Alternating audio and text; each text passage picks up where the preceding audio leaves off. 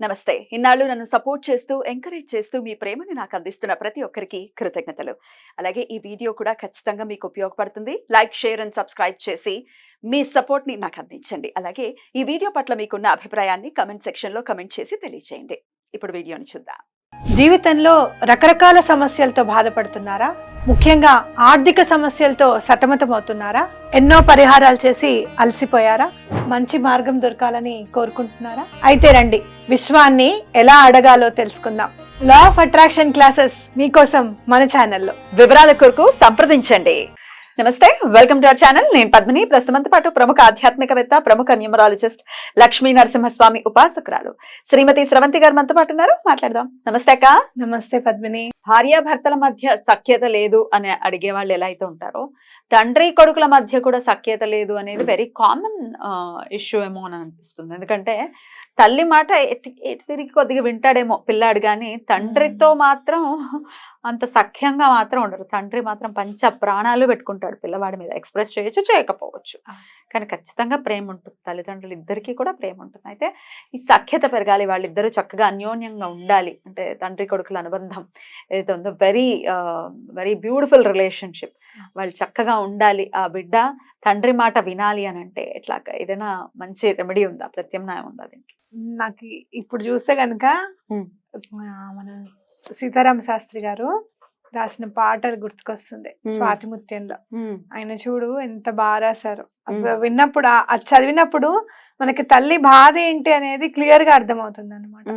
సున్ని పిండిని నలిచి చిన్నారిగా మలిచి సంతసాన మునిగింది సంతులేని పార్వతి, సుతుడన్న మతి మరచి శూలాన మెడ విరిచి పెద్దరికము చూపే చిచ్చుకంటి పెనిమిటి, ప్రాణపతినంటుందా బిడ్డగతి కంటుందా, ఆ రెండు కళ్ళల్లో అది కన్నీటి చితి, కాలకూటము కన్నా ఘాటైన గరళమిది, గొంతునులిమే గురుతై వెంటనే ఉంటుంది. అటు భర్తకి చెప్పలేక ఇటు పిల్లవాడికి చెప్పలేక సతమతమైపోతుందంట ఇల్లాలు. అయితే ఇవన్నీ కూడా ఆటుపోటు ఘటనలివి, ఆట విడుపు నటనలివి, ఆదిశక్తివి నీవు అంటవు నిన్నేవి, నీ బుజ్జి గణపతిని బుజ్జగించి చెప్పుతున్నా కంచికెళ్ళిపోయేవే కథలన్నీ. ఇక్కడ మనం తెలుసుకోవాల్సింది ఏంటి అంటే, తండ్రి ఏదో ఆ వయసుతోనో లేకపోతే నేను పెద్దవాడినన్న అధికారంతోనో, లేదు అంటే కనుక నేను ఇలా ఉంటే తప్పించి ఇల్లు సరిగ్గా నడవదు, ఇంత స్ట్రిక్ట్గా ఉండాలి అనే అభిమతంతోనో గట్టిగా మాట్లాడినా కూడా పిల్లవాడు సర్ది పెట్టుకోవాలి అనేది ఖచ్చితంగా కనిపిస్తుంది మనకి.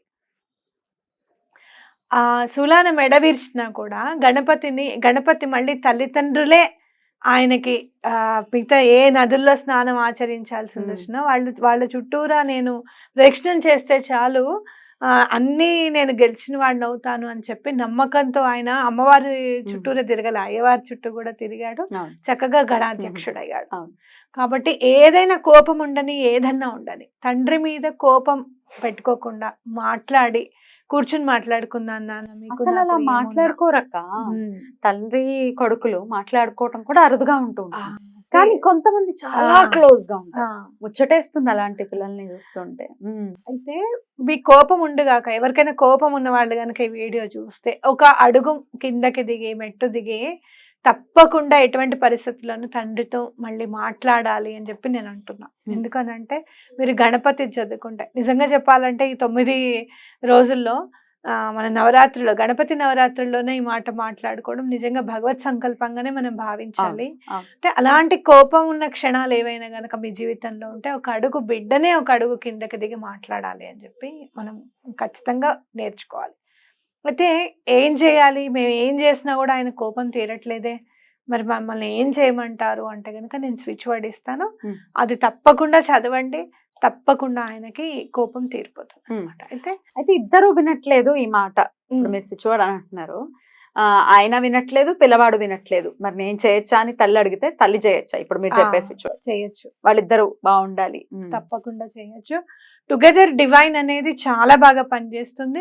స్విచ్ వర్డ్స్ లో కొన్ని మాస్టర్ స్విచ్ వర్డ్స్ అని ఉంటాయి మనకి. Wolf magic begin now, divine together divine అనేది చాలా బాగా పనిచేస్తుంది. అయితే డివైన్ టుగెదర్ అందరూ కలిసి ఉండాలి అని చెప్పి మనం చదివితే టుగెదర్ డివైన్ ఏం చేస్తుంది అంటే మనం అవతల వాళ్ళకి నచ్చే విధంగా, అవును. మన మాట అవతల వాళ్ళకి నచ్చే విధంగా చేస్తుంది అనమాట. ఆ ఉమ్. తల్లి చెప్పింది కొడుకు వినాలి, తండ్రి వినాలి. ఎగ్జాక్ట్. కాబట్టి ఆవిడ టుగెదర్ డివైన్ అని చదవాలి. ఉమ్. ఇంకొక స్విచ్ వర్డ్ కూడా ఉంది, అదేంటో ఇప్పుడు మనం చూద్దాం. Sure. Anchor, crystal, horse, snowflake or soar. Okay, మరి ఇంకొకసారి చెప్పండి. Anchor, crystal, horse, snowflake or soar. Okay. ఇది కొంచెం పెద్దగా ఉంటుంది, అది మీరు నేను ఇంగ్లీష్ లో రాసేస్తాను, తెలుగులో మీరు దాన్ని మార్చుకొని చదవండి. ఒకవేళ మీకు చదవడం రాదు, ఎవరు తెలుగులో మార్చే వాళ్ళు లేరు అంటే గనక మనం ఇచ్చిన స్పెల్లింగ్ చక్కగా పేపర్ మీద రాసుకొని అది తల కింద పెట్టుకొని పడుకోండి. మీ ఇంటెన్షన్స్, ఆయన మాట్లాడాలి పిల్లవాడితో, పిల్లవాడు మాట్లాడాలి ఆయనతో అని చెప్పి అనుకుంటూ టుగెదర్ డివైన్ మాత్రం ఈజీగా ఎవరైనా అనుకోగలరు. కాబట్టి టుగెదర్ డివైన్ అని కూడా అనుకోండి. తప్పకుండా ఆ పరిస్థితులు అనేవి తప్పకుండా సమకూరుతాయి. వాళ్ళిద్దరు మాట్లాడుకోవడం, వాళ్ళిద్దరు దెబ్బలాడుకోకుండా ఇంట్లో కామ్గా ఉండడం, ఇవన్నీ కూడా సమకూరుతాయి అన్నమాట.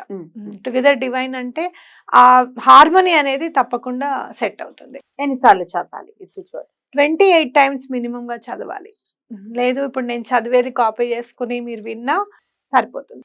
Anchor, crystal, horse, snowflake or soar. ఇది కంటిన్యూస్ గా వినాలి 28 టైమ్స్. 28 అంటే వాళ్ళిద్దరి మధ్యలో ఉన్న ఏవైతే చాలా చేదు జ్ఞాపకాలు కానీ చేదు అనుభవాలు ఉన్నాయో అవన్నీ కూడా సమసిపోయి వాళ్ళు చక్కగా బాగుండాలి అని కోరుకోవడం అనమాట. బ్యూటిఫుల్ అక్క.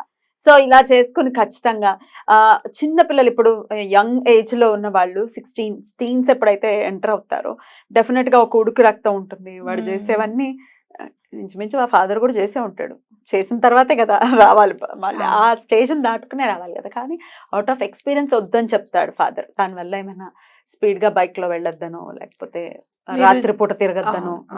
మీరు వినండి, పెద్ద పెద్ద వాళ్ళు చెప్పినవి, పెద్ద పెద్ద ప్రవచనాకర్తలు కూడా మా నాన్నని నేను సరైన గౌరవం ఇవ్వలేదని కళ్ళమని నీళ్ళు పెట్టుకునే వాళ్ళు ఉన్నారు. అలాంటి పరిస్థితి వద్దు.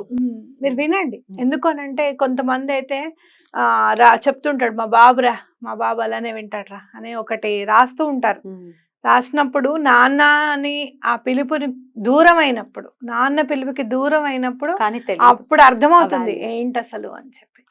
కాబట్టి ఇప్పుడు మీరు బండి మిమ్మల్ని స్పీడ్ గా నడుపుతుంటే వద్దు నాన్న అలా నడపకని తల్లి చెప్తే కీస్ తీసుకొని దాచేస్తాడు నాన్న. ఆ ధైర్యం కూడా లేదు. నేను చెప్తే వాడు విని నెమ్మదిగా నడుపుతాడు అనే ధైర్యం కూడా లేదు ఆయనకి, అంత ఇష్టం మీరంటే. అది కాబట్టి అది అర్థం చేసుకోవాలి తప్పకుండా. కరెక్ట్. అది ఎప్పుడైతే అర్థమైపోతుందో ఆయన కోపాన్ని వెనుకుందంతా కూడా అర్థమైపోతుంది. కష్టపడి పెంచుతాడు తండ్రి, ఇంత కష్టపడి పెంచుతుంది తల్లి, కానీ తెలియకుండా కష్టమే తెలియదు పాపం నాన్న కష్టం. తనికల భరణి గారు అన్నట్టు ఎందుకో వెనకబడ్డాడు నాన్న అని అంటారు. నిజమే వెనకబడ్డాడు, కానీ వెనకుండి నుంచున్నాడు మన కోసం, వెన్నుపూసై నుంచున్నాడు. ఆయనకి గౌరవం ఇవ్వాలి, ఇచ్చి తీరాలి. పిల్లలు అలా మారాలి ఖచ్చితంగా. వాళ్ళకి ఇప్పుడు చెప్పినా కూడా అర్థం కాదు, చిన్న వయసు కదా, అర్థం కాదు. పెద్ద పెద్ద వాళ్ళకే ఉంటాయి కోపాలు, జాబ్ చేసుకుంటూ ఉంటే. మా నాన్న అంటే మాకు అంత లేదండి, మా నాన్న చిన్నప్పటి నుంచి మాతో సరిగ్గా మాట్లాడలేదనో, క్లోజ్ గా ఉండలేదనో, ఎలా అన్నా ఉండదు. ఆయన నాన్న నీకు జన్మనిచ్చాడు అజ్జాలు, ఇంకేం చేసినా చేయకపోయినా ఆయన ఏం చేయలేదండి. ఆయన మేము పుట్టినప్పటి నుంచి ఆయన తాగడం తప్ప ఏమీ చేయలేదండి, ఆయన చాలా ఎక్కువగా తాగుతూ ఉండేవాళ్ళు అని. ఏమైనా కానీ జన్మనిచ్చాడు కదా, అది చాలు. ఎగ్జాక్ట్. ఇంక ఏదైనా నువ్వు తప్పులేంచే పరిస్థితి లేదు, అనవసరం. నీ గౌరవం నీవు ఇవ్వాల్సిందే. రైట్. అలాగే పిల్లల మనసును కూడా ఖచ్చితంగా తల్లిదండ్రులు అర్థం చేసుకుంటారు. కొంచెం తండ్రి కొడుకుల మధ్య సఖ్యత రావాలి అని మనస్ఫూర్తిగా కోరుకుంటూ థ్యాంక్ యూ అక్క. నమస్తే.